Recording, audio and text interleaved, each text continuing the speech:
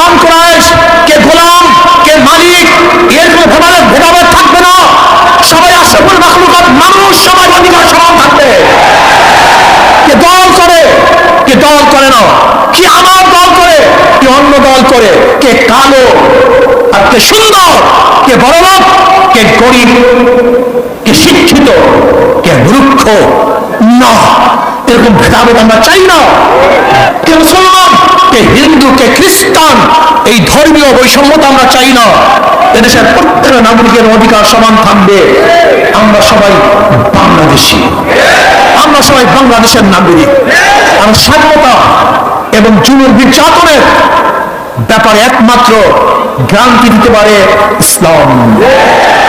ইসলামের বাহিরে কোনো নীতি আদর্শ সম্মত স্থাপন করতে পারে না। মানুষের অধিকার